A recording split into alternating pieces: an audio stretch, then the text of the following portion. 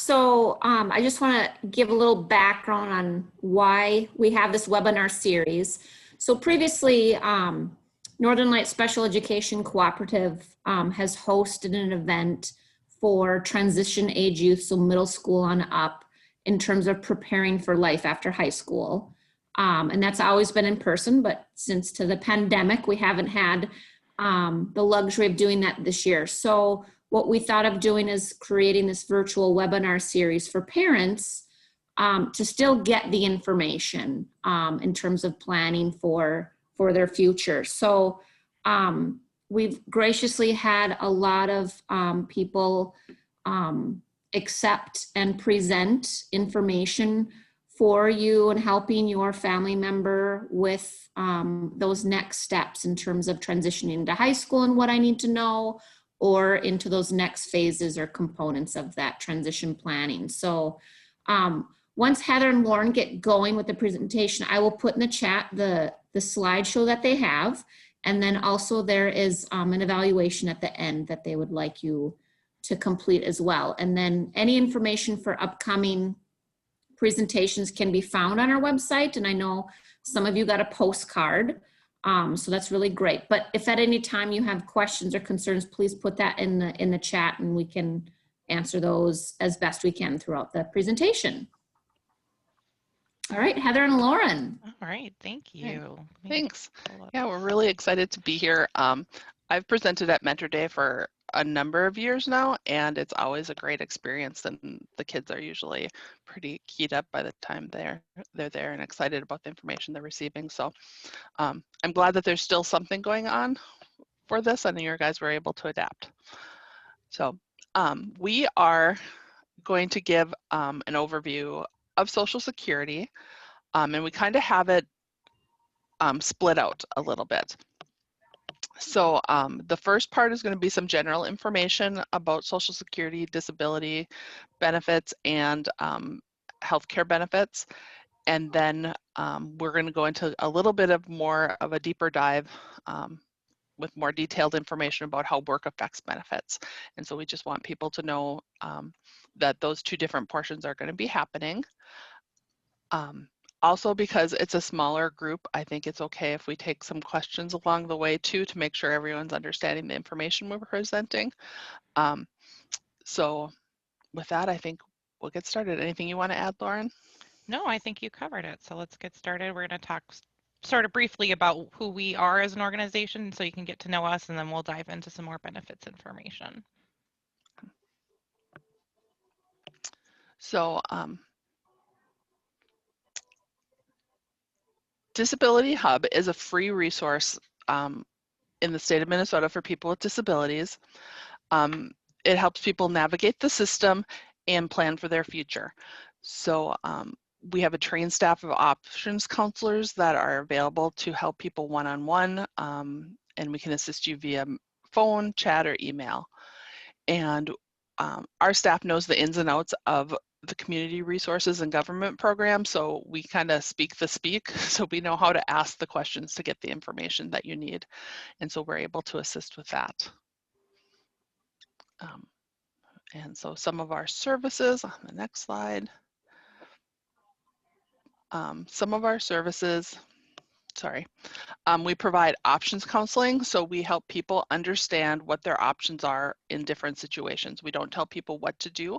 We're a neutral resource to give people to help educate people so that they can make informed decisions. We provide information and referral assistance, and so we can help connect you to resources in your community and that can help in any situation. And we do community capacity building, and that's what Lauren and I do, where we go out and we help people understand what the hub has to offer, how to use us as a tool, and we help promote some of the tools that we have available. Another service we have is follow along service, and with follow along we help people who have a set goal be able to meet that goal. So a caller can be matched one-on-one with one of our options counselors, and we can help them, break down their goal into actionable steps and meet that. It's not to do the work for them, but just to help work alongside them to help them move forward through the process. And some helpful tools available through the hub is the disabilityhubmn.org website. And we'll talk a little bit more about that later, I think. But on that page, there is a lot of information about and connections to resources in the state of Minnesota for people with disabilities, and it is broken out by age, by your age group. So it has like the early childhood, the transition age youth, older adult, working adults, and then the aging population. There's 5 or 6 different options in there that make it helpful. DB101 is for Disability Benefits 101, and that website provides information on all of the disability benefits available to people in Minnesota. So it explains the basic information and an overview of it, as well as eligibility criteria, how to apply, and then it has some options of tools that you can use that can help you estimate your own personal situation. And also one of the tools is the Vault, which is listed here as well. And the Vault is a really great place to keep information all in one area. You can share it confidentially with school staff, other providers, whoever you choose. And it is a secure site so that information stays safe. HB 101 kind of went out of order on my slide here. HB 101 is Housing Benefits 101, and that has a lot of information about the different programs that are available to help people pay for housing and find housing in Minnesota. The Vault is also a part of HB 101, and there's a number of activities to help lead the conversation through what type of housing you need, what type of support you need, how you're going to pay for it, etc. MinnesotaHelp.info is a database of resources in Minnesota, and it's the database we use to connect people to services in their communities, and it's open to everyone to use. And Direct Support Connect is a website that allows PCAs and direct support workers to connect in their communities and hopefully provide that support for people along the way. And so next, Lauren's going to talk a little bit more about benefit basics. All right, thanks, Heather. And just to let everybody know, all of the links that are in the slides that you got sent out are active and should work to get you to those pages. So throughout this slideshow, we're going to have a bunch of different links, and so they're sort of for you, your use, your reference, so that when you come back and want to look at a specific piece, you can get to the sort of corresponding web page.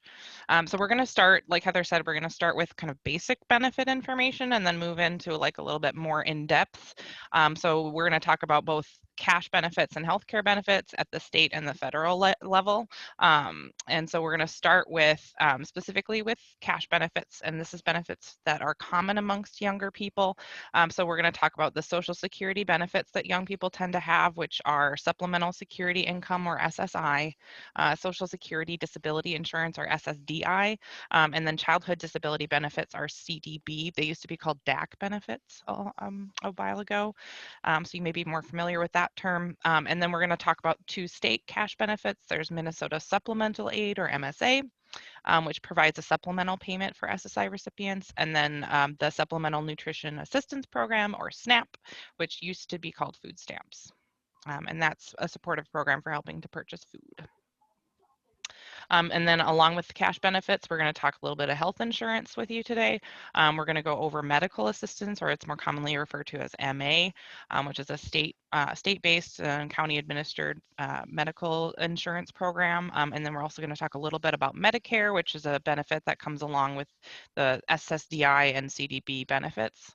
And then on top of the insurance programs, we're going to talk about MA waivers, which are funding sources for people with disabilities that help pay for independent living services that aren't normally covered by insurance. And those waivers I have listed below, commonly referred to as CADI, Community Access for Disability Inclusion, CAC, which is Community Alternative Care Developmental Disabilities or DD waiver, and then the Brain Injury Waiver, BI. And we're going to refer to, when we talk about waivers, When we talk about eligibility for waivers, it's mostly the same for all of them besides the assessment that you would get. So we're going to just refer to it as MA waivers, and that's referring to all 4 of those programs.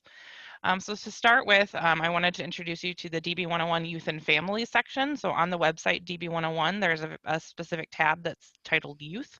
And if you go to that page, it's actually has a list of dedicated articles that are involving young people and benefits issues. And they have it separated by articles that are targeted for young people who are on benefits or young people who are interested in going to work or getting higher education. And then they also have a section of articles that are for parents specifically to understand more about how to talk about work with young people, how to manage an age 18 transition, which is a pretty critical time in benefits transitioning, and how to manage benefits kind of going forward. So those are some really good places to get started for young people and families if you're kind of just dipping your toe into the pool of benefits and you kind of want to learn a little bit more. And I do have a little bit of a slideshow picture of what those articles look like and what options there are there for you. So just you can see there's a turning 18 article.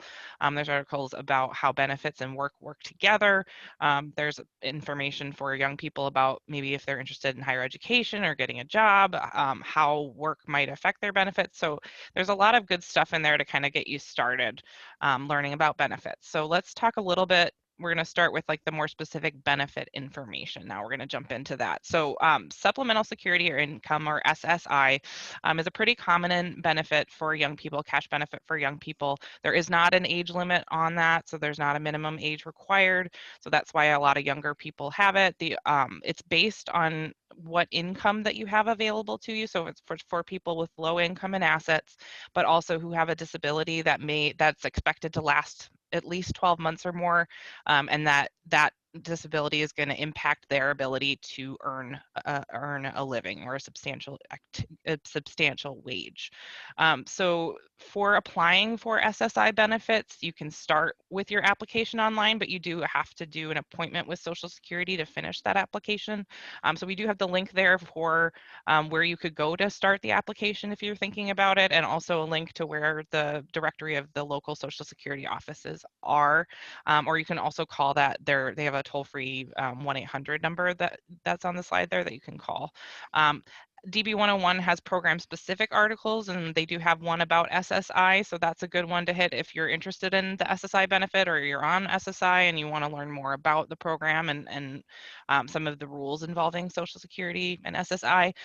You can go to DB101's SSI article, and I have linked that there for you. So that's one of the Social Security cash benefits that exist, kind of young people are on typically.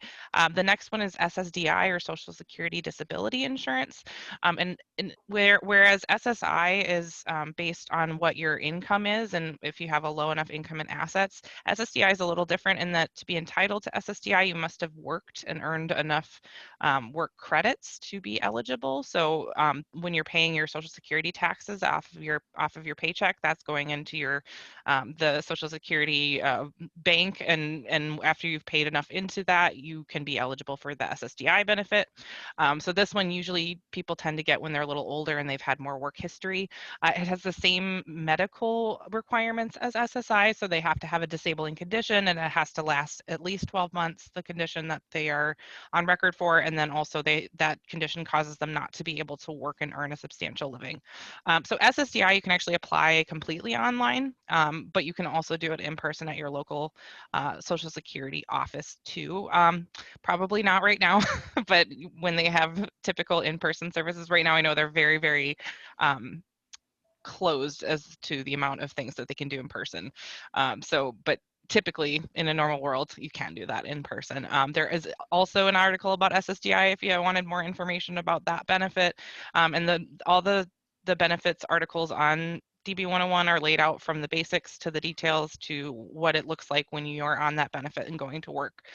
So if you're interested about that, I have a link there for you. The next benefit is called Childhood Disability Benefits, or CDB, and this is kind of like SSDI, but instead of the person receiving the benefit being insured, they have to have a parent who's insured. And that parent also has to be either drawing off of a Social Security record, so either retired or having a disability payment themselves, or the parent is deceased. And that is a benefit that is automatically checked for at Social Security, so you wouldn't necessarily apply for a CDB benefit, but when you went to apply for either SSI or SSDI, they would check their records to see if you had a parent who was drawing off Social Security or a parent who was deceased, and then they would tell you that you're eligible for that benefit. So you don't necessarily have to apply for it, but when you apply, they will check to see if you're eligible for that. And it has the same exact medical condition requirements, that it has to last at least 12 months, and you also have to be unable to earn a substantial income to be eligible for that benefit as well. So those are the Social Security cash benefits, and then we're going to transition a little bit into the state cash benefits. So Minnesota Supplemental Aid is a supplemental cash benefit, and it's mainly for SSI recipients, although some people who have very, very low SSDI benefit checks can also potentially be eligible for MSA. And so it's a benefit that's meant to be a supplement to SSI. So SSI has a federal rate that they limit, that they max out at. So this year, I think it's $794. So MSA is supposed to be something to like increase the income that an SSI recipient might have. It's not an automatic thing once you have SSI that you will be on MSA. So it's something that you might potentially have to apply for. And it's through the county. You can either apply online. They have a website where you can apply online. And I've linked it there. It's applymn.gov. Or you can use a paper application that's called the combined application form. And you can fill that out and mail or fax it to your county if that's your preference. That is one where sometimes people kind of miss it or don't know that it's there and maybe don't get it because they haven't applied, but it is something for specifically people with SSI and specifically or with low SSDI benefits. And there is also a DB101 article on that benefit as well that you can check out if that's something that you haven't heard about or you might be interested in getting. The next benefit is called Supplemental Nutrition Assistance Program, or SNAP benefits. And those are administered by the county. They're meant to be a benefit to help a person afford food or purchase food. So it comes in a little, you get a little debit card, and they put a certain amount every month on it, and you're able to use it at places that sell food, usually like grocery stores. That's another one where it's the same application process as MSA, so you can just go online and complete that one application, or you can complete the one paper application, and they should check whether or not you're eligible for both programs. That's the one that we see a lot of people that are on benefits also eligible for SNAP, so that's one to check out if they're maybe needing a little extra money for food, especially maybe if you're moving out from home and you might need a little extra income. That can be a good resource. DB101 has another great article on SNAP, so if you have questions about that, that link will take you there. So the cash benefits articles on DB101 that I've been referring to, they all live in a specific spot, and there's a link to it there. There's a section that just says programs, and that will list all the cash benefits and health benefits articles on DB1. They're super in-depth and full of useful and up-to-date information about both eligibility requirements, application processes, and the impact of work income. So they're a really good resource for those questions that you have. And I will say that every page that you're on DB101 has a link to chat with us. So we are there always live to support you. Well, from 8:30 to 5 on Monday through Fridays is when we have a live person. Otherwise, it'll be a message that we can get back to you within a business day, in the next business day. But yeah, there's a place to get in touch with us on all of these pages that if you have questions as you're going through, we are more than happy to be there to support and answer questions. And our staff are pretty highly trained on benefits information. So the healthcare benefits is what we're going to look at next. So medical assistance is a state program that's administered by the county. It provides medical insurance to people who are either low income or have a disability. It's a bit of a process depending on which type of medical assistance that you're looking for. So for people who don't have a disability determination, and what I mean by that is people not receiving Social Security benefits or people who haven't been evaluated by the state as having a disability, you can apply at MNsure.org. If someone has a disability determination, like they are already on Social Security benefits, they're already receiving Medicare, or they're over 65, then they can use a paper application through the county. It's called the application for certain populations. And so it's a you kind of have to figure out when you're applying which one that you're looking for, and that can be a little bit difficult, but there is an overview article on MA that kind of talks about the differences and what you might want to be doing. And again, if you do message us on our website, we can let you know, okay, hey, this is the type of MA that you might be wanting to apply for, and we can let you know what the procedure might be for that. So that's medical assistance, and with medical assistance, there's the waiver programs. That's the CAC, CADI, DD, and BI waivers that are through the county. Those are extra funding sources on top of medical assistance that help people with disabilities maintain independence in the community. So they pay for things that are not typically covered by an insurance program. So things like in-home care, accessibility modifications, equipment, and other things that might be helpful to maintain independence, but not necessarily covered by a traditional insurance, that they can help provide funding for that. And those you are able to apply through your county. Basically, you just call the county and ask them for what's called a MN Choices Assessment or MN Choices Assessment, and they will have someone come out to your home and do an assessment on what the level of needs of the person are, and then figure out, okay, what waiver might they be eligible for, and what amount of funding might they get to meet that waiver need. There's a full article on DB101 about Minnesota waivers, and it explains them in more detail about what they cover, how to sign up, and just basically information about navigating the system of waivers. So that if you're interested in that, there's a link for you there. The last sort of health coverage benefit that I was going to talk about is Medicare. Medicare is another common health program that we see specifically connected to SSDI and CDB. After you've been receiving those benefits or eligible to receive those benefits for about 2 years, you're just automatically started on Medicare. Or if you're over 65. For those of us that are under 65 and starting Medicare, A and B parts of Medicare is going to automatically begin, and they're going to cover hospital, doctors, and medical equipment. So you usually get a notice a couple of months before it's starting saying, hey, look, your Medicare is starting, and here's all the details about that. And A and B, you don't have to do anything. Like I said, that'll automatically happen. Part D is what covers prescriptions, and that you will have to sign up for specifically, and you can do that online at medicare.gov. The senior linkage line is also a great resource for that. They do comparisons between the plans for Part B, or for Part D, excuse me, prescription coverage.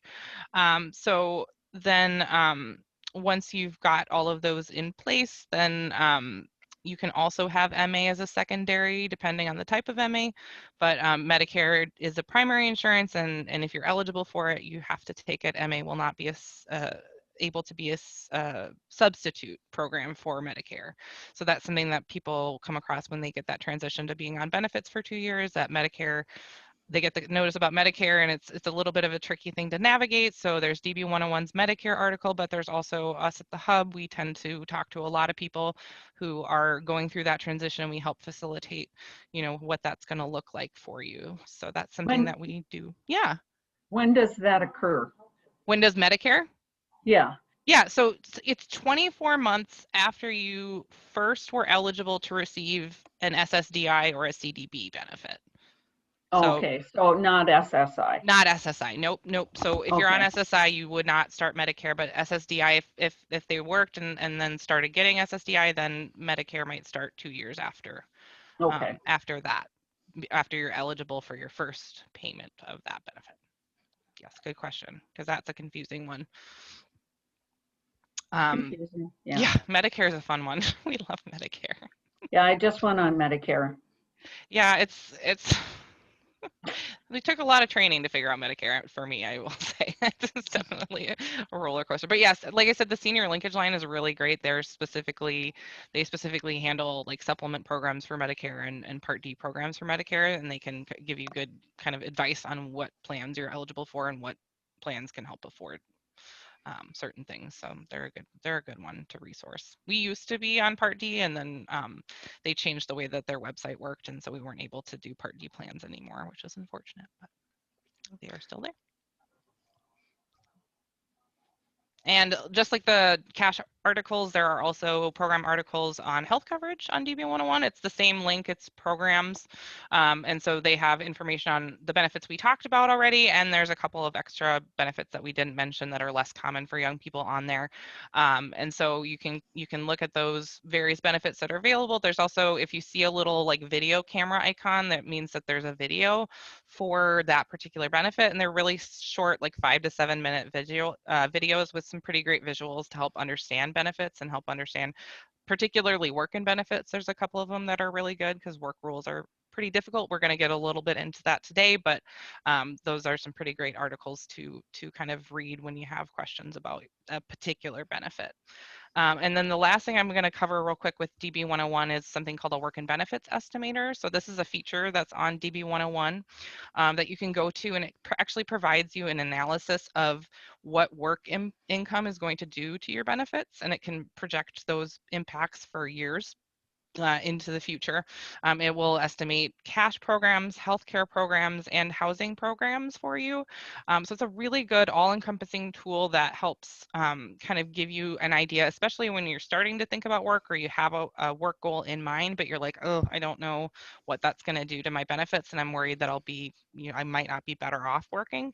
It's a really good tool with some great visuals of what it will look like as you go into work. So that's something we encourage people to kind of play around with and utilize. And as always, we are right there to chat with. If you get questions, if you get an estimator result and you're like, I don't know what any of this means, we're right there to kind of walk you through it and help support that. So that's just another tool that we like to let people know exists, because it's a really well developed tool that we have for estimating benefits. So I'm going to turn it back over to Heather now, and she's going to talk a lot more in detail about work and benefits. So Heather.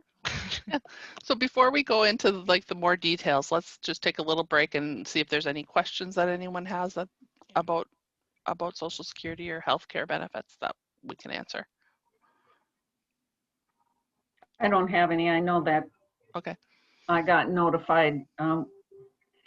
We got a letter from Social Security saying, when you turn 18, you will be reevaluated. Yep. And so.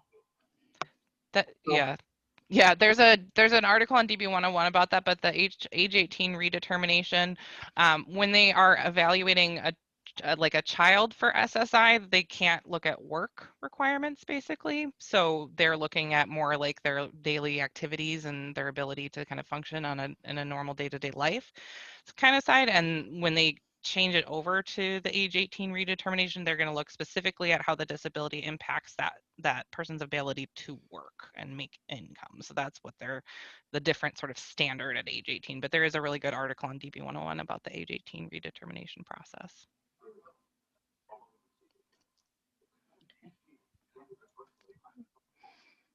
Okay, so let's talk a little bit about how income affects SSI benefits. So SSI benefits are based on need. So that just means that the more money you earn, the smaller your cash SSI benefit's going to be. And there's a big myth about this in the community that if you work and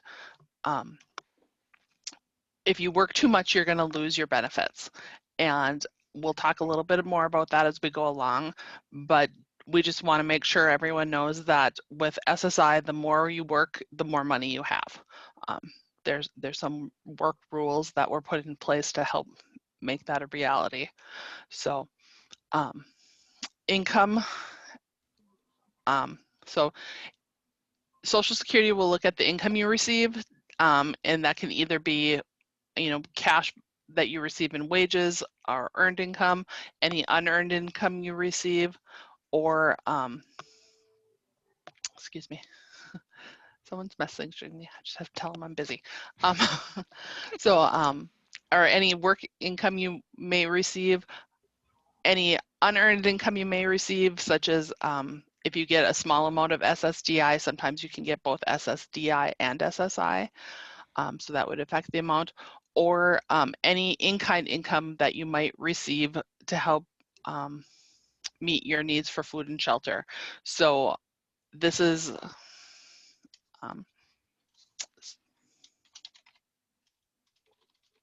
Sorry. They're pretty insistent. So what's the difference between deemed income or in-kind income? So deemed income is income that your a parent or a spouse has access to. So for example, your income would affect your child's SSI benefit amount depending on how much you have. And in-kind income is income that is like you paying for like the rent or you paying for the groceries. They would consider that as income for the person on SSI because they are kind of receiving it. They're receiving the food and shelter because SSI is meant to pay for food and shelter. So if they're receiving the food or shelter for free or from somebody else paying, they would consider that as part of income and that would be reflected in their benefit. If that helps. And with the deeming, that stops at age 18. So once your child reaches age 18, parental income is no longer deemed to that child. And it's also if you apply for SSI when someone turns 18, one of the things you'll have to consider is whether or not you want to charge rent to your child. And so if you charge rent, you can use that money however you choose, but it will make sure that they get the full benefit amount or start at the full benefit amount when they move forward. And interesting. So Social Security calls that paying your fair share. So they check to see if you're paying your fair share for your living expenses. Okay, and at the bottom of the page, there's an article about how, a DB101 article about how SSI counts your income. Okay, so Social Security, the countable income calculation determines your SSI benefit amount. Earned income and unearned income are treated differently within this equation. So generally, earned income is treated, they count about half, a little less than half of that, and for unearned income, they count it dollar for dollar for a reduction. There are some disregards, so there's an unearned income or a general, there's a general disregard that is used that can reduce the unearned income by $20. If there's not a general or any unearned income, the $20 general disregard can be used towards the earned income. Earned income also has a $65 disregard, so they disregard the first $65 of any money that's earned through wages, and then they only count half of the remainder of that. So it ends up being for earned income that it's less than half of the gross income is counted towards calculating the SSI benefit. There are some other exclusions that can be applied, like a pass exclusion. So that's a plan to achieve self-support, and that's a way for people to put away some and save money for specific goals with education or work.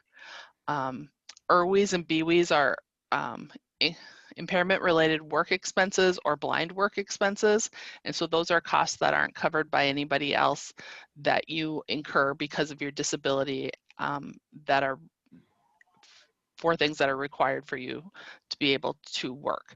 A really common one that people use are prescription copays. And then the student earned income exclusion. And so students under the age of 22 who attend school regularly are able to disregard a pretty big chunk of their income each year as well. And DB101 will have more information about those specific amounts as they change each year.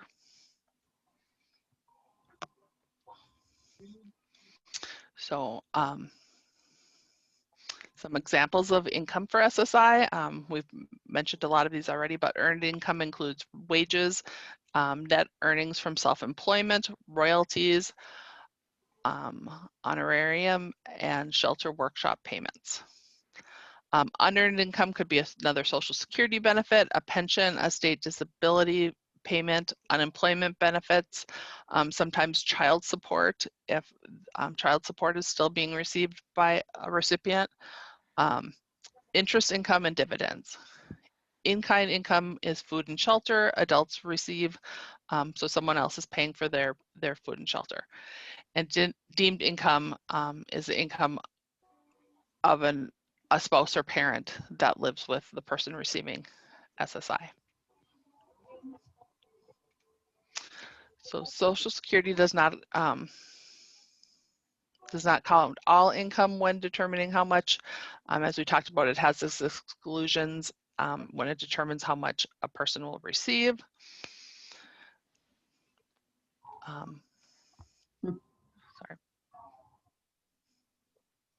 And so Social Security looks at income in a certain order when they apply exclusions, and the first would be the unearned income, and the general income disregard if there is unearned income, and then it looks at earned income. And if there wasn't a general income exclusion used for unearned income, that'll be applied to the earnings. Next would be the earned income disregard of $65, and then they would divide it in half for the remaining amount. And there's an article here as well about SSI and work that you can go to. So let's look at the SSI income calculation, and then we'll look at an example. So step one is the countable unearned income. So they'll look at, see if there's any unearned income like we mentioned before, and then subtract the $20 general disregard that everyone gets. The result is the countable or unearned income. So if you have $0 in countable unearned income, we just move to the next step. So step two is the countable earned income. And you start with the total earned income and subtract the $20 general exclusion that everyone gets if it did not get used in step one. Then you'd subtract the $65 unearned income the $65 earned income exclusion that everyone gets when they're working. And then also any IRWs or impairment related work expenses would be subtracted at this point. And then you divide it in half. If there are any blind work expenses, those would be deducted after this step. And this will result in your countable earned income. And then we go to step three, and we would add the countable unearned income from step one and the countable unearned income from step one and the countable earned income from step two, and then subtract any other deductions like the past subtraction that you contributed, and the result is going to be the total countable income. In step four, they calculate the benefit, and they start with the maximum possible SSI benefit for the living situation, and then subtract the total countable income that was determined in step three, and the result is the SSI benefit. So for an example situation, we're going to talk about Beth, and we're going to assume that Beth is a single person who's paying her fair share and gets the maximum SSI benefit for a single person of $794 a month. And now she's going to start working part-time and earning $575 a month. In step one, they'll look at the countable unearned income, and Beth doesn't have any unearned income, so her total countable unearned income will be $0, and we will not be using the general disregard there. Then we go to step two to determine her countable earned income. So her gross earnings were $575. We subtract the $20 general disregard as well as the $65 earned income disregard, and the remainder is $490. We would divide that in half, and her countable earned income would be $245. Then we go to step three, and that is determining the countable income. So the countable unearned income plus the countable earned income equals the total countable income of $245. And in step 4, we look at the SSI benefit calculation. And I said earlier, Beth gets the maximum SSI benefit amount, so $794. Her total countable income is $245, and the difference is $549. So her monthly social SSI benefit would be $549. And then at the bottom of the page, we just to show that she's getting more money, but her SSI benefit will be $549. Her earned income is $575, so her total monthly income is now $1,124, which is a significant amount over the $794 that she was receiving when she was just on SSI. DB101 has a Try It tool, and there's a link to the SSI and work article and the Try It tool here. And what that does is allow you to go in and put in your own information and you just get a quick estimate of how your work would be, your SSI benefit would be affected by work. So it basically does that calculation that we just went through Yeah. for you. So you don't, for those of us who don't like math, we're not interested in doing math ourselves, it's a tool that'll do that for you. It's good to know the fundamentals and underlying reasons why you're getting the numbers you are, but it is also nice not to have to do it. So but they do it for you, so you're not figuring. Right. Oh yeah, no, Social Security will do that for you, but this Try It tool will allow you to do that ahead of time. So if you have a job that you're interested in, you can say, oh, what if I wanted to earn $1,000 a month, and you can plug that in and it'll say this is what you should expect your check to look like. So it's a nice tool for those of us that don't want to do the calculations by hand. So that Heather just covered a lot of details about SSI. So that's one we wanted to go in more detail again. And I am going to now cover medical assistance. So another complicated set of benefits, but I want to kind of cover a couple of work incentives that are included with medical assistance that can be really helpful for people to keep their benefits longer while they're going to work. Because I know medical assistance is one of those things that people, especially those on waivers or people that just need the insurance and aren't getting insurance offered through their work, or insurance isn't great through their work, people want to keep that. So we're going to talk a little bit about how you can do that. So the first thing is to kind of talk about the differences between the eligibility types of MA. And so there's two basic brackets. There's income-based MA, and then there's disability-based MA. And really the biggest difference is their disability MA is specifically for people who have a disability determination and who have low income. So there are income limits for medical assistance, and it's based on your household size and also your qualifying type. And so what I mean by qualifying type is there's a different income limit for people who are a parent, for people who are under the age of 19 or 18, for people who are maybe working and have a disability. So it does depend a little bit on that.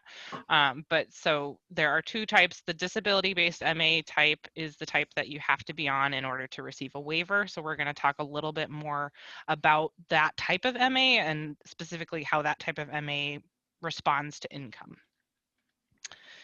So the thing to know about that type of MA particularly is that it doesn't count all of your earned income. So it's a lot like the SSI income method in that it subtracts a disregard and also divides your earned income by 2. So it only covers about half of your earned income, or counts about half of your earned income. And then it measures that against a threshold. And if you're below that, you're eligible. If you're above that, you're not. A disability-based MA, like I said, it covers the waiver program. So it's kind of an important one that we see people really wanting to hold on to, even when they're not super worried about their cash benefit going away from work. They really still want to keep their healthcare because healthcare is expensive and it's hard to get stuff that covers. It also, disability-based MA is the type that can be secondary to Medicare. So it's another one that we see people using as a program because Medicare only covers up to about 80% of costs. And so typically you would then sign up for another, it's called an Advantage plan, another supplement plan to that Medicare. However, MA can slide in and work as that supplemental plan if it's disability-based MA. So there are a couple of incentives or working programs that can help a person who's working keep their MA. eligibility. And so the two that we're going to cover kind of after at the end of this is one's called medical assistance for employed persons with disabilities. And then there's another program specifically for SSI recipients, and it's called 1619B. And that's for people who are on SSI, but they're making enough money where their SSI cash benefit goes to zero. So like we were talking about with the equation for SSI, you know, you're subtracting all that income from it. Eventually, your income's high enough, you don't have a cash benefit for SSI. Well, there's a program that exists to keep your MA going, even if you're not receiving a check from Social Security. So we'll talk a little bit about that. So just a little look-see into the MA, disability-based MA countable income test. They're going to take your unearned income, that's counting dollar for dollar, like with SSI. The earned income, they're going to take that $65 disregard and then divide by 2, and that's going to give you the earned income. They'll add the earned and unearned income together and then match it towards a threshold. And the threshold for disability-based MA is 100% of the federal poverty guideline. And Heather, you might have to help me out. It's $1,000 something. So your income has to be below, I think it's 1,050, 70. 1,048 is what 48. I think. Okay. It's somewhere there. There's a listing on there should be a link on DB101 to like the income and asset threshold, but basically they take all your income, put all the deductions on it, and then if you're below that line, you're eligible. If you're above that line, you're not financially eligible for MA. So in this example, Beth, with her $575 of earned income, she's going to count just under half of that, which would be about $255. That's way below 100% of the threshold, so she's eligible to continue her MA, no problem with that work. But as people get over that threshold, then we can talk about some different programs. Like with SSI, there's also a try it for disability-based MA.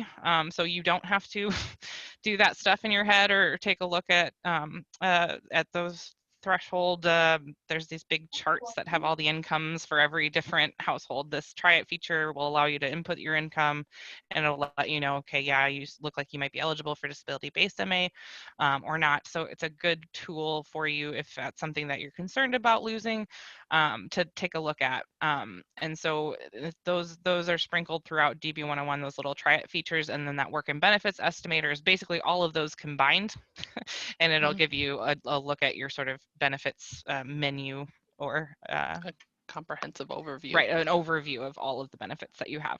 So we're going to talk about the two kind of special medical assistance programs. Oh, sorry. Can I just interrupt you for a second? I was just going to add in there, you might notice that she's not counting, she didn't count SSI as part of the income for MA, and that's because medical assistance does not count SSI when they are calculating eligibility.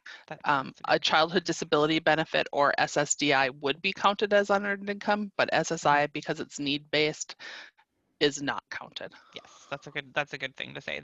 If you have SSI, none of that income counts towards that $1,000 threshold.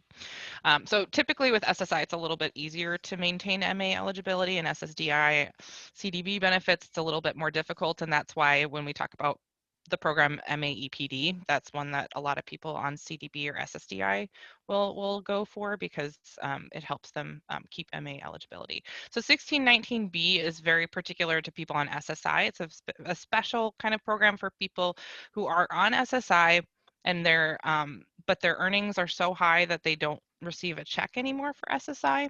And when that happens, you still maintain, as long as you have still a medical disability and you're still passing your medical reviews, and as long as your assets are below the threshold for SSI, which I believe is $2,000 for an individual, you can still be considered disabled by Social Security, and you wouldn't necessarily lose your benefit. It's just that you're not receiving a check. And when that happens, there's a program called 1619B that allows anybody who's in that status where they're not receiving a check, to keep that MA coverage, and they can actually keep it up to earning $69,070 annually. So it's a pretty permissive program that allows people to keep their MA pretty well past when most programs will allow you to keep that health insurance. So it's a really good one for people who are concerned about working and losing their MA in particular. Maybe the SSI isn't as the end all be all of benefits for them that they want to keep, but they really want that MA. This is a really nice program that keeps them on MA so long as they're meeting sort of the SSI other requirements for, it sort of removes the income requirement from SSI. And so they keep the assets below a limit and still have a disability or medical disability. They can keep that MA. So there's a article that I linked there, which is SSI incentives in particular, and that has a little section on 1619B for anybody who's interested to learn more about 1619B, but it's a really nice program. For those who are not on SSI or maybe want to earn more than $69,000 a year and still have MA, or maybe they want to have a higher asset tolerance, there's a program called Medical Assistance for Employed Persons with Disabilities. Such a mouthful, MAEPD. It's a program for people who are have a disability determination, are working and making more than $65 a month. So it's a pretty low threshold in terms of earnings. You have to at least be making $65 a month to be eligible, but at that point then you can continue to be eligible for medical assistance, and you would pay a monthly premium that's on a sliding fee scale, so it's based on your income. So the more earnings you have, the higher your premium would be, but that again would allow you to keep that MA. It works as a secondary to Medicare. It helps you keep your waiver program. So that's when we see a lot of people taking advantage of, even folks who are not necessarily in traditional wage employment, but maybe they want to keep their MA. But they're over income for disability-based MA. We have people that do like small self-employment where they'll, for friends or family or whomever, and as long as they're making over that $65 a month and they're paying their Social Security taxes once a year, can be eligible, and helps get them health insurance. So this is a really nice program for people to keep health insurance, keep their MA, and also if you see there, the asset limit is 20,000. So this is a lot more permissive for building assets for people. There's still the same disregard. So like, I know we talked a little before this even started, you were talking about trusts and things like that. Those are still disregarded. So this would be on top of the trust. You'd have 20,000. But it's nice because most of the MA programs asset limits are pretty low. It's about 2,000. So they don't allow for much planning or saving for the future. And this program allows people to have a little bit more freedom to do that. So it was a really good program. And there is DB101 again, has a great article about it that gives you a lot more of the details. And then there's also an estimator on the website that helps you estimate what that premium might be based on what your income is. So that's another program to explore. So that is all of the details that we have to give you on benefits right now. Do we have any questions right now that people wanted to ask, or anything you want to find out about? Somebody on disability own a home? Mm-hmm. Yep, a house is not considered an asset by either SSI or MA. So if a home that's owned is not considered an asset. Generally, you can have a home and one vehicle. Home and one vehicle. That will be disregarded. One of the other nice features about MAEPD is it disregards retirement plans. Yeah. Where generally MA counts a retirement plan as an asset. MAEPD does not. So we recommend that one for people who are wanting to build assets for SSI. If you're not looking to build assets, but you are over the limit 1619B, but if you want to, MAEPD is there for you to help kind of build some more assets, just with the knowledge that it is a monthly premium. So it's not 1619B is just free MA like normal. MAEPD would cost a monthly premium, but there is an estimator on our website for that too. So if you were interested in what it might cost. And the premiums start at $35 a month in their sliding fee scale. Yeah. So they're pretty affordable. Yeah, that sounds nice. Yeah. So, one question that did come in is they asked if they had questions, if they should call the 866-333-2466 number. And that is the number to call. There aren't local numbers, but we have people throughout the state.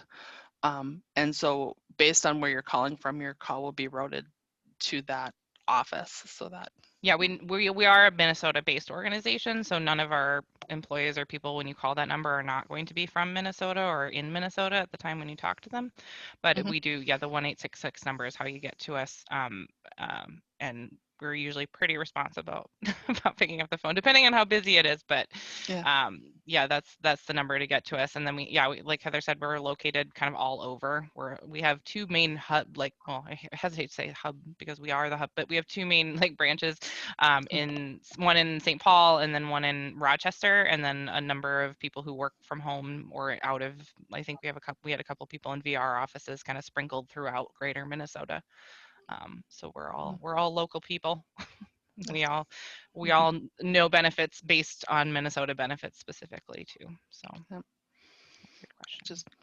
Just to remind you that you between 8:30 and 5 Monday through Friday you can call us or you can chat with us, and the chat is usually quick and easy, and sometimes people prefer that because it's, you know, you can do that a little bit more quickly, but if you call, our options counselors are available, and they are really easy to talk to too. So.